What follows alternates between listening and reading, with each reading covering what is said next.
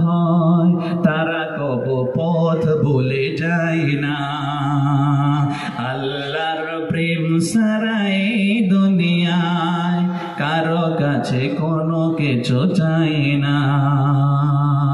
চলনার হাত ছানি যত আসো পিছনে ফিরে ও তাকাই না। আল্লাহর প্রেম সারাই দুনিয়ায় কারো কাছে কোনো কিছু চাই না। লিল্লাহি তাকবীর। मर्द मोमिन बातिल से, मर्द मोमिन बातिल से हरगिज खौफ खा सकता नहीं। मर्द मोमिन बातिल से हरगिज खौफ खा सकता नहीं। सर कटा सकता है लेकिन सर झुका सकता नहीं। কথা বলেন ঠিক না?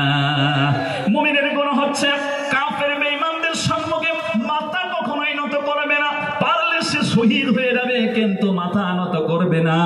আমার বন্ধুগণ, হযরতে ফাতেমা এবং তিনার স্বামী দুজনে বলল আমরা ইসলাম কবুল করেছি। তখন হযরতে ওমর প্রচন্ড রাগ পেয়ে আমার বন্ধুগণ ওনার নিজের বোনের গালের মধ্যে এমন ভাবে একটা চপাটাঘাত মারে, এমন একটা থাপ্পড় মারে যে থাপ্পড়ে আমার বন্ধুগণ গালটা ফেটে রক্ত ফিনকে বের হতে থাকে। তারপরেও যখন বলে ইসলাম থেকে আমরা দূরে সরব না, কারণ এই পৃথিবীতে আল্লাহর কাছে মনোনীত ধর্মের নাম হচ্ছে ইসলাম। কথা বলেন ঠিক না? ইন্নাদ দীন ইনদাল্লাহিল ইসলাম, surely the true religious with Allah is Islam। আল্লাহ পাকের কাছে একমাত্র মনোনীত ধর্মের নাম হচ্ছে ইসলাম। এই সত্যকে যখন পেয়েছি, সত্য থেকে আর তুমি আমাকে দূরে সরাতে পারবে না। আল্লাহ রাব্বুল আলামিন কোরআনে কারীমের ভিতরে বর্ণনা করেন, আপনি পড়বেন 9 নম্বর পারা সূরার নাম আল আরাফ 206টা আয়াত যখন আপনি স্টাডি করবেন 178 নম্বর আয়াতে আল্লাহ পাকের বক্তব্য, মান ইয়াহদিল্লাহু ফাহুয়াল মুহতাদি ওয়া মান ইউদ্লিল ফাউলাইকা হুমুল খাসিরুন। আল্লাহ যাকে চান তাকে হেদায়েত দান করেন, আর যাকে চান আল্লাহ গোমরাহ দিয়ে দেয়। আল্লাহ পাক তাকে গোমরাহ করে দেন। এটা আল্লাহ রাব্বুল আলামিনের কুদরত। হযরত ওমর রাদিয়াল্লাহু তাআলা আনহু দেখতে পেলেন আমার বোনের কি হবে, এত বড় আঘাত করলাম তাও ইসলাম থেকে সে দূরে সরতে চায় না। নিশ্চয়ই এর ভিতরে কিছু না কিছু আছে, বোধহয় সত্যই ইসলাম। তখন বলল তোমরা কি পড়ছিলে? তখন বলল আমরা কোরআনে কারীম যা আমার নবীর প্রতি অবতীর্ণ হয়েছে সেই কোরআন আমরা তিলাওয়াত করছিলাম। কোন সুবহানাল্লাহ। আমার ভাইরা, হযরত ওমর রাদিয়াল্লাহু আনহুকে বলা হলো, ওমর রাদিয়াল্লাহু আনহু বললেন ঠিক আছে, যে কোরআন তোমরা পড়ছিলে ওই কোরআনটা আমার সম্মুখে দাও, আমি পড়ব। বোন ফাতিমা বলতেছে তুমি হলো কাফের। কোরআনে কারীম যখন আপনি স্টাডি করবেন বন্ধু, আপনি পড়বেন 10 নম্বর পারা সূরা তাওবা 129টা আয়াতের এই আয়াত সংখ্যা সম্ভবত সম্মানিত বন্ধুগণ 37, যেখানে আল্লাহ রাব্বুল আলামিন বলেন আইয়ুহাল্লাযীনা আমানু ইন্নামাল মুশরিকুনা নাজাস। আল্লাহ পাক বলেন বিশ্বাসী বান্দারা, এই পৃথিবীতে কাফিরের গোষ্ঠী তারা হলো অপবিত্র। এজন্য অপবিত্র ব্যক্তি কোরআন হাতে স্পর্শ করতে পারে না। কথা বলেন ঠিক না? লা ইয়ামাসসুহু ইল্লাল মুতাহহারুন, ডু নট টাচ মি। আমি আল্লাহ পাকের কোরআনকে অপবিত্র অবস্থায় তোমরা স্পর্শ করো না। আল্লাহু আকবার। জোরে বলেন আল্লাহু আকবার। পৃথিবীতে দুনিয়ার এমন কোন কিতাব নেই যেই কিতাব আপনি ধরতে গেলে ওযু লাগবে, কিন্তু একমাত্র এই কোরআন স্পর্শ করতে গেলে আপনাকে অবশ্যই আপনাকে ওযুর মাধ্যমে এটাকে স্পর্শ করতে হবে। তখন বলল তুমি হলে অপবিত্র, তোমার হাতে কোরআন দেওয়া যাবে না। তখন বলল আমি কেমনে পবিত্র হব? আগে তুমি গোসল করো। আবার এই গোসল করার শর্ত হলো পবিত্র হওয়ার জন্য 1 নম্বরে আমার বন্ধুগণ কুলি করতে হবে। গলার এই নরম অংশ পর্যন্ত পানি পৌঁছে কুলি করতে হবে, অর্থাৎ গড়গড়ার সহিত। 2 নম্বর, নাকের নরম অংশে পানি পৌঁছে একটু টান দিয়ে নাকটাকে পরিষ্কার করে আর গোটা শরীরের মধ্যে 1 চুল পরিমাণ জায়গা জায়গাও যেন পানি স্পর্শ করতে বাকি না থাকে। এই যে গোসলের 3টা ফরজ আছে, এই 3টা ফরজকে আদায় করে যে মানুষটা গোসল করে ওই মানুষটা হয় পবিত্র। আর যারা এই 3টা শর্ত মেনে গোসল করে না, ও আমাদের আসামের ব্রহ্মপুত্র নদীতে কিয়ামত পর্যন্ত সাঁতার কাটলেও কিন্তু অপবিত্র হবে না। কথা বলেন ঠিক না? পবিত্র হবে না। এখন আমার যুবক ভাইরা, কত যুবক ভাই যে আছে মাঝে মাঝে স্বপ্ন দোষ হয়। মাসলা বলছি, এটা শরমের কিছু না, শিখতে হবে আপনাকে। তো এই স্বপ্ন দোষ হচ্ছে, উনি গোসল করে এলেন, কিন্তু এই 3টা শর্ত যদি না মেনে গোসল করে ওর গোসল হচ্ছে না। অনুরূপ ভাবে যারা বিবাহিত অবস্থায় আছেন, স্বামী স্ত্রীর মিলন হয়েছে, আপনার উপরে ফরজ গোসল হয়েছে, এই 3 শর্ত না মেনে যদি আপনি গোসল করেন তাইলে আপনি এখনো অপবিত্র। ইভেন কি এই যে মাহফিলে বসে আছেন তাও অপবিত্র। আমি বুঝাইতে পারলাম না, বুঝতে পেরেছেন? আল্লাহ আমাদেরকে বুঝার তৌফিক দান করুন, বলুন আমিন। সম্মানিত বন্ধুগণ, বোন ফাতিমার কাছ থেকে মাসলা শুনে হযরত ওমর রাদিয়াল্লাহু তাআলা আনহু যখন গোসলটা করলেন, গোসল করার সাথে সাথে আমার বন্ধুগণ কোরআনের কপি ওনার হাতে দেওয়া হলো। এখন কোরআন শরীফ আপনি বের করলেন, আপনি পড়বেন সূরা আর-রাদ 13 নম্বর পারার আখেরি সূরার আগের সূরার নাম হচ্ছে সূরা আর-রাদ। 43টা আয়াত আছে। এই সূরাটা স্টাডি করলে 11 নম্বর আয়াত। আমি দলিল বলছি না? সব কথা বলেন, দলিল বলছি কিনা ভাই? তাহলে তো থাকবেন আপনারা। দলিল সব কথা বলার চেষ্টা করছি, ফালতু কথা একটাও বলছি না। তাই আপনারা ধৈর্য ধরনের মাধ্যমে কোরআন শুনেন, কোরআন আপনার জীবনটা পাল্টে দেবে। সুবহানাল্লাহ।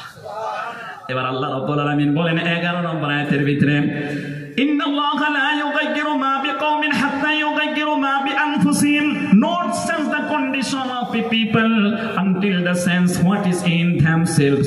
এই পৃথিবীতে আল্লাহ পাক বলেন, নিশ্চয়ই কোন জাতি, কোন গোষ্ঠী, কোন পরিবার, কোন সোসাইটি, কোন কমকে, কোন জনগোষ্ঠীকে আমি অতক্ষণ পর্যন্ত রিফর্ম করি না, পরিবর্তন করি না, যতক্ষণ পর্যন্ত তারা নিজেরা পরিবর্তন হতে না চায়।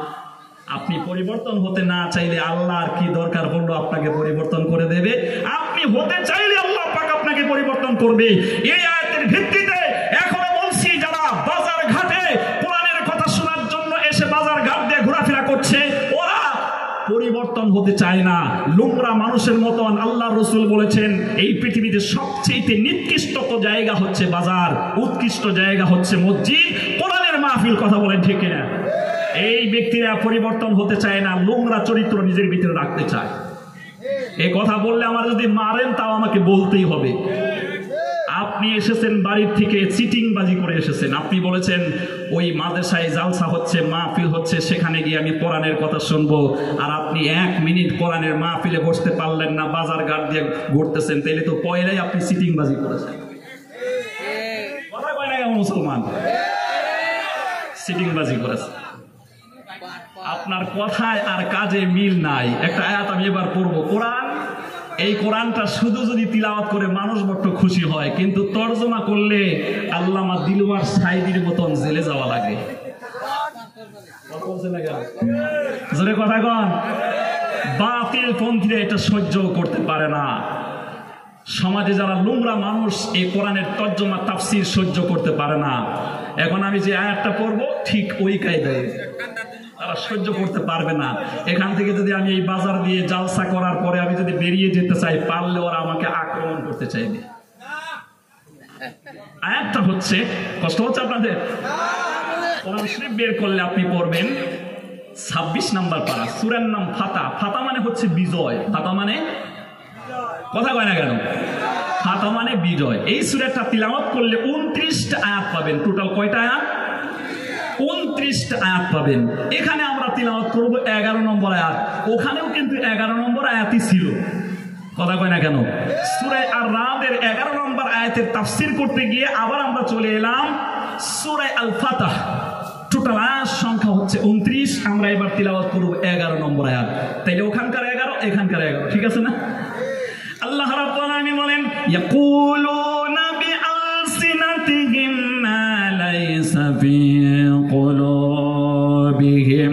এই সমাজের ভিতরে এমন এক শ্রেণীর লোক আছে যারা মুখে এক কথা বলে আর তাদের অন্তঃকরণে মানে আরো কথা, মুখে যেটা আছে সেটা অন্তরে নেই, অন্তরে যেটা আছে মুখে সেটা নেই। মুখে ছিল আমরা জালসা শুনতে যাব, কিন্তু জালসার মঞ্চে পেন্ডিলে একবারও বসেনি, বাজার ঘাট দিয়ে ঘুরতেছে। তাইলে কথায় আর কাজে মিল হলো না। এই চরিত্র হলো মুনাফিকি চরিত্র।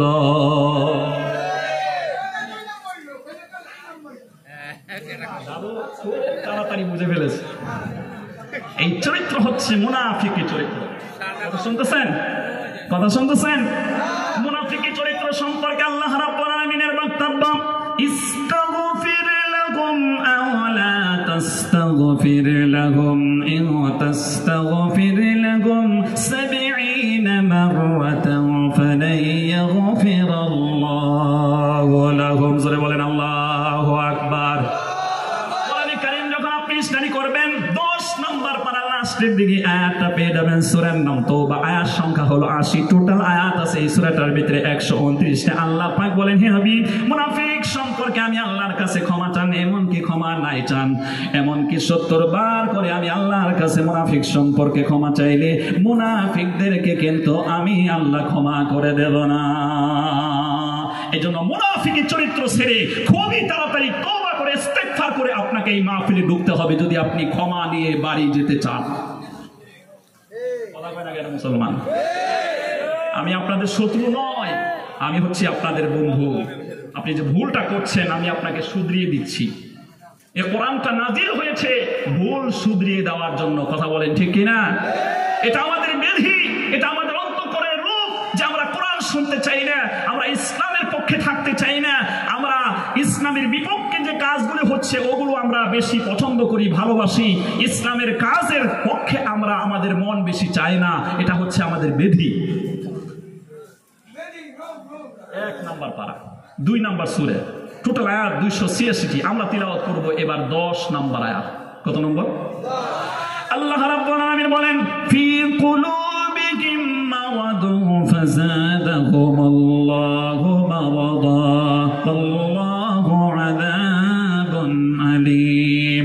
মহান আল্লাহ পাক বলেন তাদের অন্তঃকরণে আছে বেধি, অতএব এই বেধির ট্রিটমেন্ট না করা হলে, এই বেমারের ট্রিটমেন্ট না করা হলে দিন দিন তাদের বেমার বাড়তেই থাকবে। কথা বলেন ঠিক না?